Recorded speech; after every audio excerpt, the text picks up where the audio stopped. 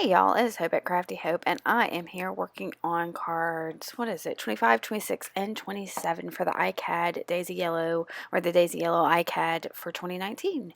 Now, each of these cards has a prompt each day and a theme each week, and I tend to just work with the daily prompts if possible. Today's prompt for card number 27 was Rose, so that felt vintage and romantic and all of that to me. So I started by putting down just a variety of strip of paper. I didn't do like a whole elaborate collage thing, just a couple strips of paper that kind of felt, I don't know, romantic and vintagey. And I've got this little Tim Holtz rose stencil that I am going to push some crackle paste through. Now this crackle paste is I think it's Rangers, and I have had it probably too long because it was starting to get hard on me. And even when it dries, it starts falling apart because it was just probably too old to try to use in this project. But I went for it anyway. I've never really tried crackle paste through a stencil, and that's part of the fun of this ICAD, working on these small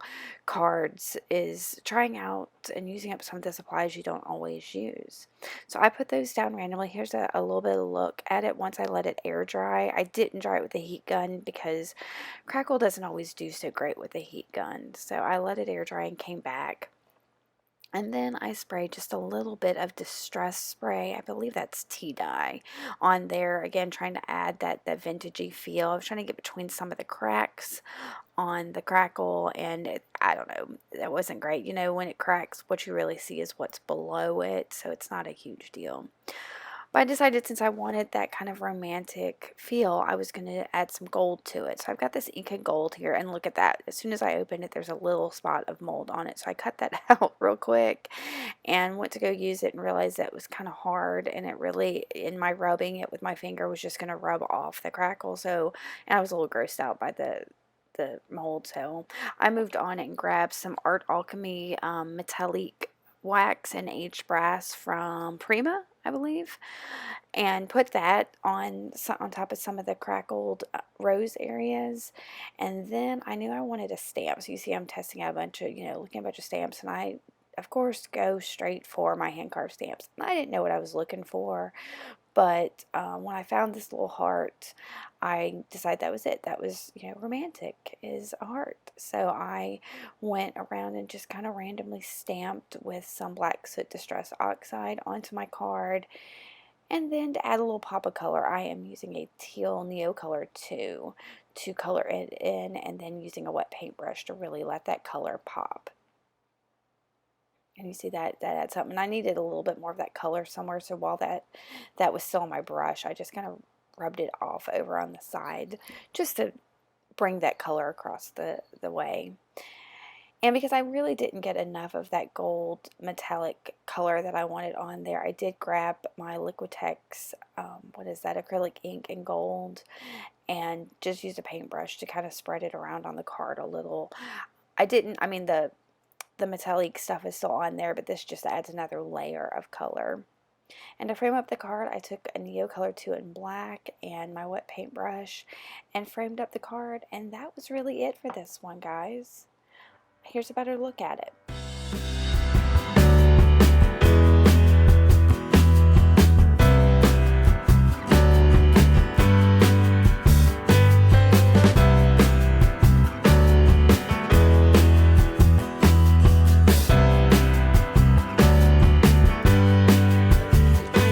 Number 26 while I was out of town. It was the only one I was able to get done out of town, and it's something really simple. I just collaged down several different types of paper with my Uhu glue stick, and then from there I took red and blue paint and just did some circles.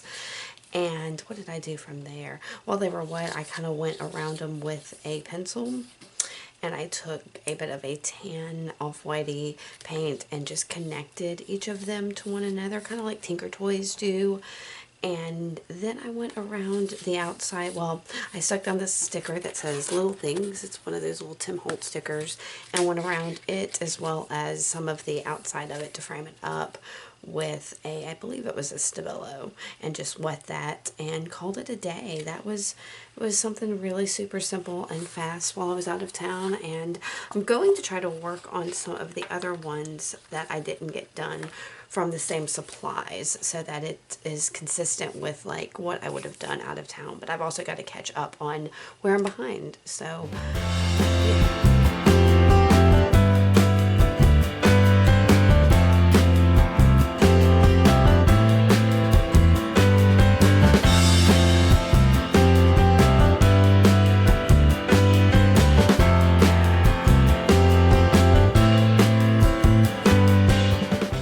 For card 27, the prompt was corduroy.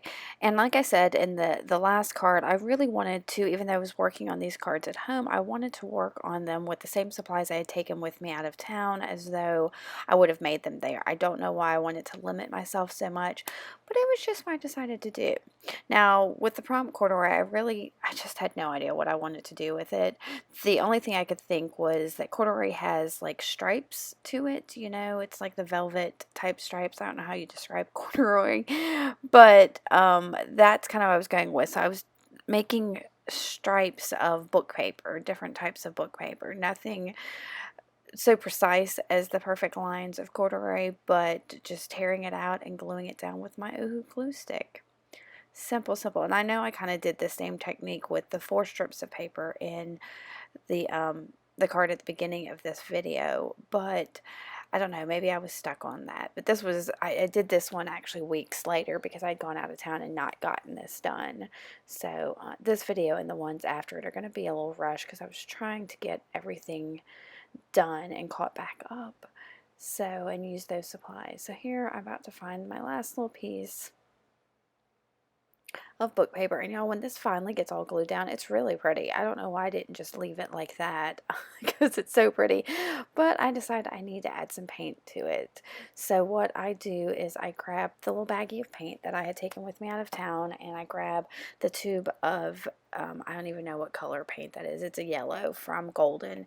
And I completely forgot how far those really good paints go, because this yellow, it goes and it goes and it goes, and I end up covering the whole card, which I'm not sure if that's what I had intended, but the paint just kept going, and once it was on that card, it was on the card. So now I wanted to accentuate the lines for corduroy here, so I just took a brown watercolor pencil and just drew some up and down lines, thinking, okay, well, those will come through and that'll resemble corduroy.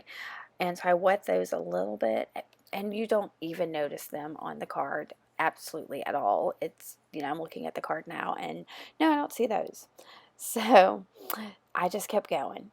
So I've got a hand carved stamp. This is kind of like overlapping circles that I'm using a little bit of stays on just to randomly stamp onto the card to give it a little bit more texture.